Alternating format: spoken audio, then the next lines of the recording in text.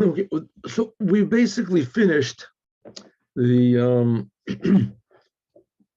learning this week about the Torah reading. The Torah reading, we left out a big part in the end about how Yaakov works for the sheep of Lavan for 6 years. 6 years he cheats him. So Lavan cheats Yaakov into working for him 20 years. And really, he only wanted to work for 7 years. 7 years, he agreed to work for 7 years for Rachel, but he tricked him. Instead of Rachel, he after working 7 years, so instead he gave him Leah.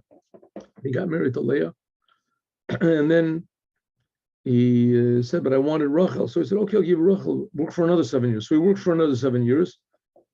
He gave her Rachel, and then afterwards he worked for 7 years. And then he said, now what about the sheep and things like that? So he said, good, work for the sheep. So let's make conditions. You only get the speckled sheep. So he said, okay. So sure enough, all the sheep that were born were speckled. And Yaakov said, too bad, worked so hard. You didn't get one striped sheep. He said, yeah, but I got the speckled ones. Speckled. Who talked about speckled sheep? I said striped sheep, striped sheep. All the sheep that have stripes on them, they're yours. The speckled ones, who was talking about speckled ones? Said, the striped ones are mine, yeah. So sure enough, all the sheep after that were born striped. And Lavan came along and said, wow, that's really bum luck, You were supposed to be all the brown ones. You don't get, all you got was striped, and you get one brown one. So who's talking about brown sheep? So brown, that's what we talked about, was brown sheep. We talked about brown sheep with no stripe. What is stripe? I don't understand you, Yaakov. I thought you were an intelligent person. What's this speckled and striped? I said brown sheep. That's okay, so it'll be brown sheep.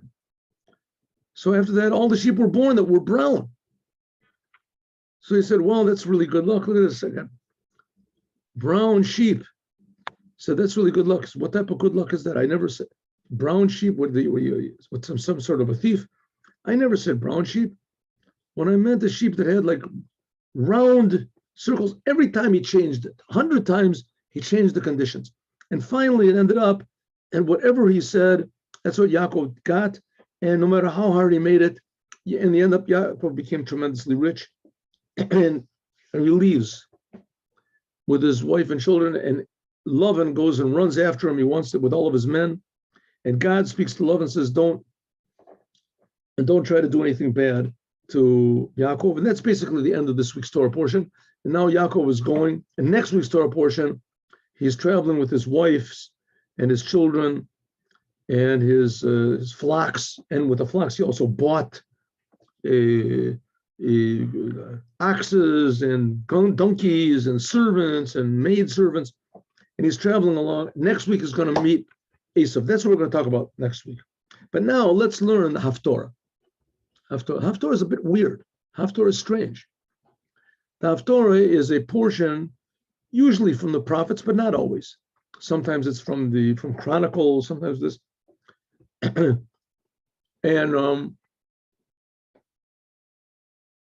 it's read after the regular Torah portion. This week is by the prophet Hoshea. Hoshea. Now Hoshea was a strange prophet in a strange time. Some people say that Hoshea was the greatest of all the prophets, except for Moses, that he was as great as Isaiah the prophet and everything. And he prophesied for a really long time. He prophesied for about 90 years, Hoshea. And nobody listened to him because he was prophesying to the worst crowd you could possibly have as far as prophecy goes. And that was to the people of Israel. And we've talked about this many times, but after King Solomon died, so he had a son called Rehoboam. And Rehoboam was not a good king. And the people did not like him. And he was not very, very friendly to the people either. So the people wanted to make a revolution, and God chose a new king. God said, Yerovam ben Nevat, he'll be the new king, and he'll be the king over 10 tribes. That's called Yisrael. And there'll be the other 2 tribes that they'll stay with Rechavam, that's Judah, Yehuda, and Benjamin. That's 2 tribes, and that'll be called Yehuda. That'll be called the nation of Yehuda. And the upper part, the upper 10 tribes will be called Yisrael. And immediately, this Yerovam ben Nevat, who was an amazingly talented, great person, he was chosen by God, by a prophet, to be the king. Something went wrong in his head, and he decided to be normal. He decided to be a politician. So he didn't want people to go down to the Holy Temple, because that's where the other 2 tribes were, in the area of the Holy Temple. So he built golden calves. He made 2 big golden calves, one in Dan and one in Beit El. And he also put guards on the border so the people wouldn't go down. And he ruled over there, I don't know how long, 20 years or something. And people worshipped idols. And that's the way it was for the whole duration of this short-lived country called Yisrael.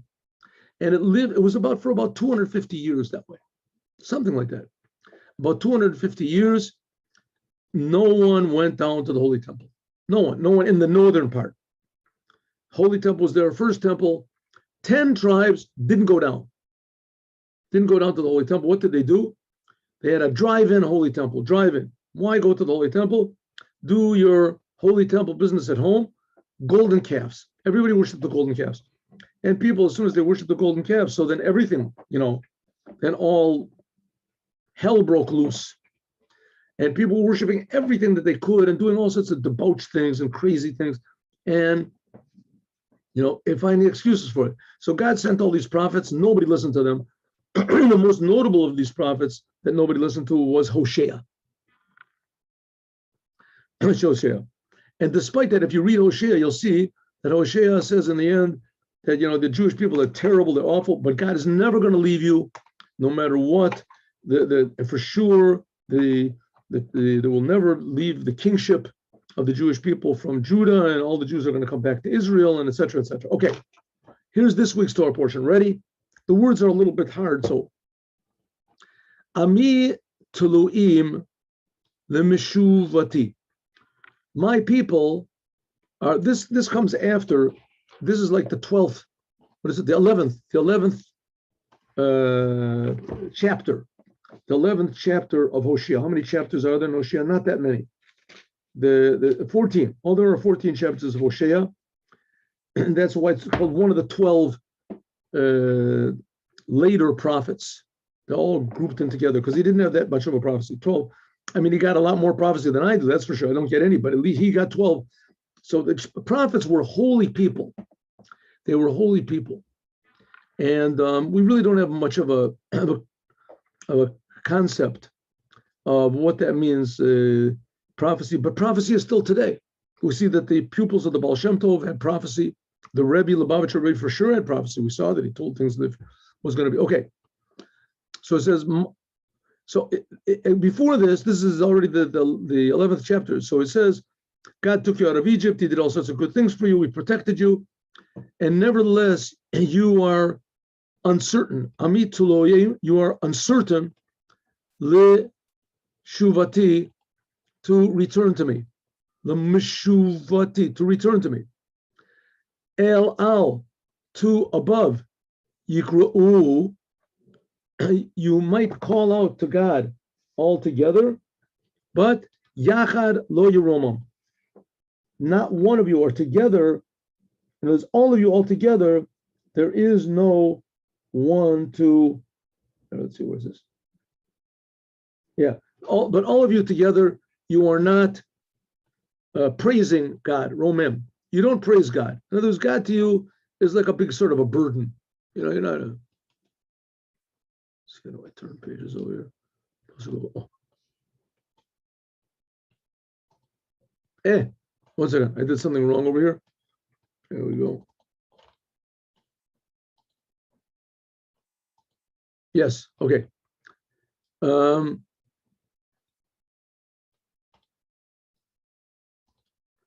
Ech etencha Ephraim amagenecha Yisrael. Now Ephraim was this Yerovam ben Nevat he was from the tribe of Ephraim. And Ephraim, there were the two sons of Joseph. But from the tribe of Ephraim, he was from there. And the whole country was called, that whole northern part was called Yisrael. So it says, how can I give you over, Ephraim? V'magencha Yisrael. And how can I, give you over to the enemy, deliver you, Yisrael. How can I make you like Adma, Simcha Katzavoim? Adma and Tzavoim, there were two countries or cities, whatever, nations that God destroyed totally. Nafach alai libi yachad, my heart is turning over. Nichmru nechumi, my is burning inside of me. My, how do you say, my mercies. Mercies. Yachad nichmru nechumai. I have my mercies have all been kindled together, right? In other words, I'm still merciful to you, despite all the terrible things you've done.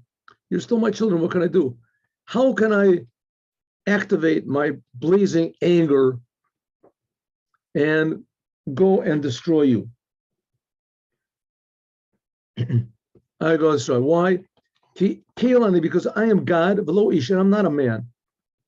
B'kirbecha kodesh, inside of you is holy.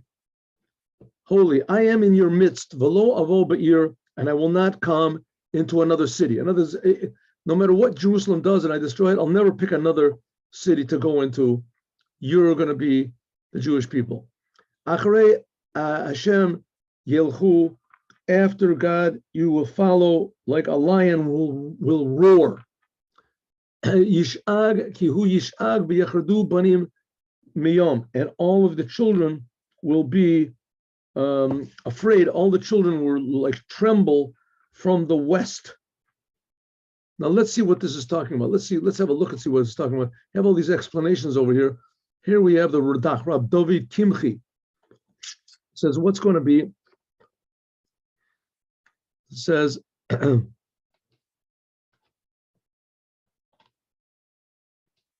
whole world, you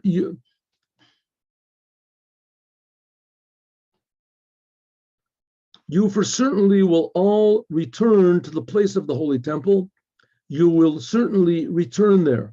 And then you will be called sons of God. Just like it was when you left Egypt. You said, Bani matem l'Hashem Elokechem. Said that you are sons of God. God commanded the Jewish people commandments. He told them, don't, whatever it is, make tear your flesh or something for that person, because you're the sons of God.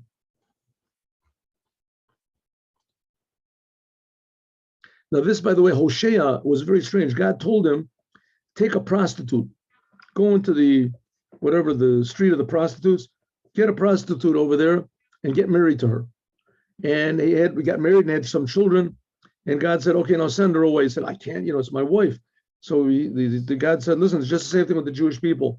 The Jewish people, they're my wife. At Mount Sinai, we got married. No matter what she does, how unfaithful she is, I can't send her away. Yechardu katzipor miMitzrayim, said all of the Jews will shake like a bird from Egypt, and v'kona kayona, and like a dove from the lands of Ashur. Sometimes they say Mitzrayim, that's referring to the narrow land of narrowness. That's Russia. The Jews in Russia were denied any Jewish education, and Ashur is like America and England and those places where it's just so rich and abundant that people don't want to limit themselves in any way to do what God says. So it says, I'll make it like a lion roars. All of a sudden, all the Jews will wake up. They'll come from Egypt. They'll come from Ashur, and I'll bring them back to their houses. So says God, I'll settle them in their homes. So says God.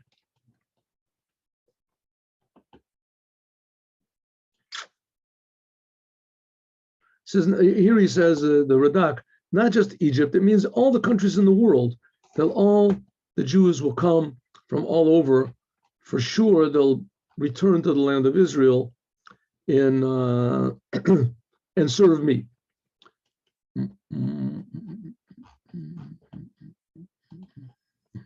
What happened? Oh, this is the end of the page. Oh, yeah. Oh, so now we got to go to a new para, new chapter. Here we go.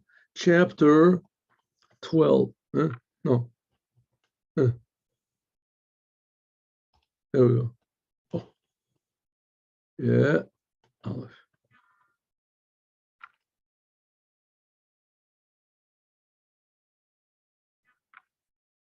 Yes. Savavuni kachachash Ephraim. Ephraim, like I say, is a name for the upper 10 tribes. It's called Ephraim. And because Yerovam ben Nevat came from Ephraim. The bottom 2 tribes were Yehuda. And Yehuda there'll always be a leader from Yehuda. Mashiach will come from Yehuda. Says they have surrounded me with their perfidy, with their lies, Ephraim, and with trickery, the house of Yisrael. Right? This is the kingdom of Israel. But not only Israel, but also Yehuda, also the bottom tribe also. The Jewish people, in the end, the temple was destroyed because the Jews just couldn't get it together.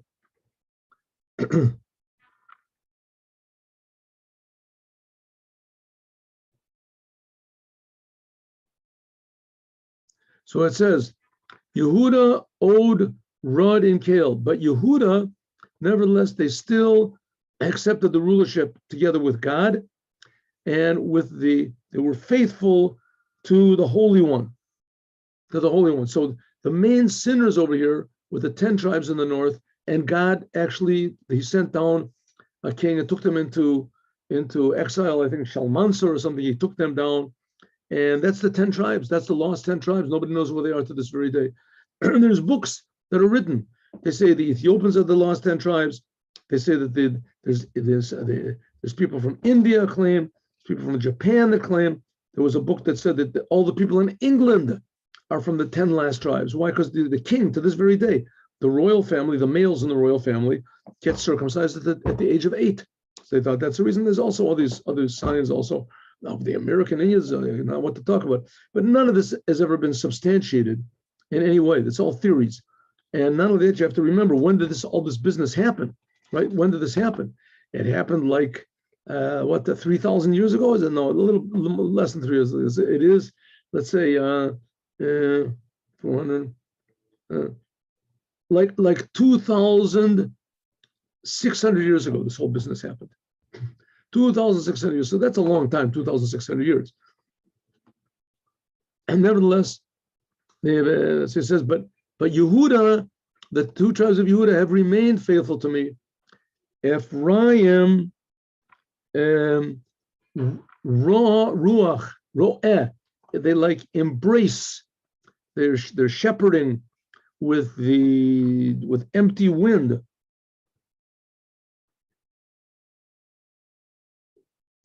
With the wind, rodef kodim, they run after the east wind, and we'll see what this means.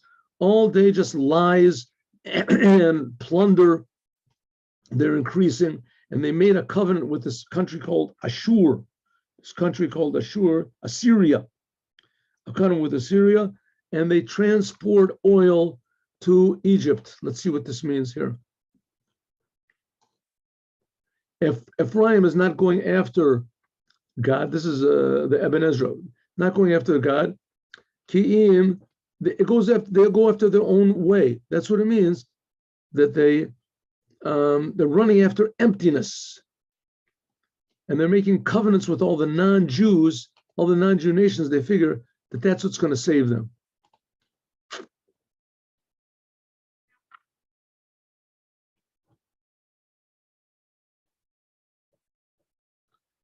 Riv Hashem im Yehuda. But God also has his arguments, is not pleased with what Yehuda does. Ulifkod al Yaakov k'derachov k'ma'alav yeshivlo. And God is going to visit on Jacob, in other words, all the rest of the Jews, according to their evil deeds. And that's what it finally happened, that God destroyed the temple.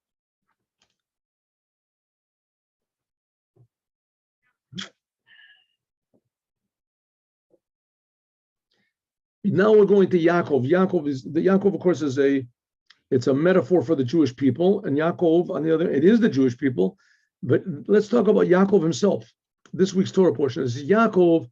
In the womb, he grabbed on to the heel of his brother, and with his full power, he actually fought against angels of God. We'll see this next week. We'll see how he fights with the angel. And he defeated an angel and struggled with an angel, and the angel, VaYitchanan lo, and the angel cried and begged him, and in Beit El he will find us, and there he will speak to us. What's Beit El? Beit El is the holy temple. Let's see, Rashi, Yosef Karo. Here's Yosef Karo. I wonder what the Shulchan Aruch, yeah. Said Beit El, some say Beit El, says God will bless us over there. The angels that Yaakov fought with, he said that your name, what do you mean he'll bless you? It says that the name Yaakov won't be anymore, but God will add on a name, Yisrael will be called. So if so, the Jewish people, they have it in their power to defeat the bad. They have the power to defeat. Hashem is the God of all hosts. God is in his remembrance. In other words, Yaakov, the Jewish people in Yehuda, the lower part where the holy temple was, they still have some connection with God. They're still remembering God. And you will return to by your God, and you will observe justice and hope for God constantly. Hope for God constantly. So there's the Jewish people. So it says Canaan, instead, but now what are you doing now? You are like a businessman with Mosne Mirma, with crooked scales. And you love to cheat. You love to cheat people. Ephraim said, I have become very rich. I've found success. It's coming to me. It's coming to me. I've held this power to myself. And because you won't find any bad thing that I've done. Look around, you won't find any sins that I've done. And those, they really, truly believe in themselves that they're okay. It says, I am God.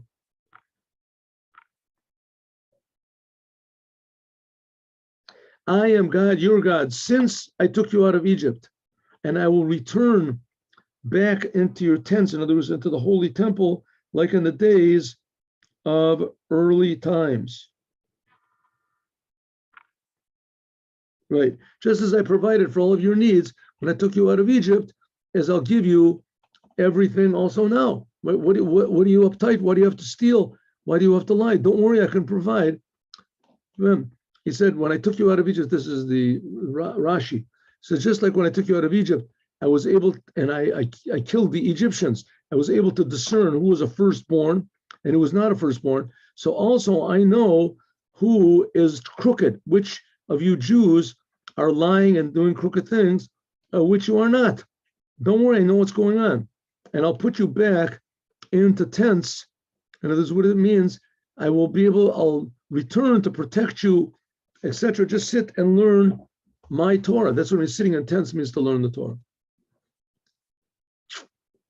I have given you speeches from the prophets, and I have increased your prophecy. And in the hands of the prophets, I gave you all sorts of allegories and lessons. I spoke to the prophets. Yes, I spoke to the prophets. And God says, I'm still with you. You see, if I'm talking to, even if I'm warning with you, warning you, you see that that's a sign that I'm still with you. It says Gilad was another country. If they were destroyed, it was because of vanity. But Gilgal was the first place where the Holy Temple was when they came, the tabernacle. When the Jews came into Israel, they crossed over the Jordan. It was 440 years until they built the temple, until King David built the temple, Solomon built the temple. So all the 440 years, they did have a temple, but it was called the Mishkan, and most of the time it was in this place called Shiloh.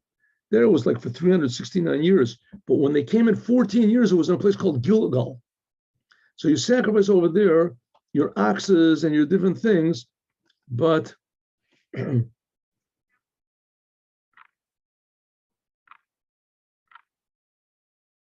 second, excuse me.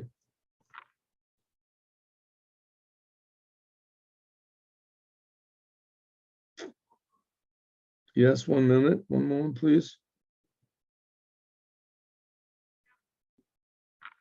Yes, okay, good. So therefore, they did sacrifices, but it was all in vain. It was like heaps and furrows on the field. They didn't really intend what they were doing with their sacrifices. Yaakov ran away. Yaakov fled to the field of Aram. And Yisrael, his name was changed to Yisrael. Now, who is Aram? Why don't you learn from Yaakov, that he listened to what God said. He ran to Lavan Arami. That's just Aram. He went to Aram. He went to where God said, and you should learn from him. He went to the field and he worked for a wife, and for the sake of a wife, he guarded sheep. In other words, he was willing to do very simple things, whatever. Listen to what God says, and it'll come out all right. Through a prophet, which was Moses, God took the Jews from Egypt, and with a prophet, they will safeguard you. You will be protected.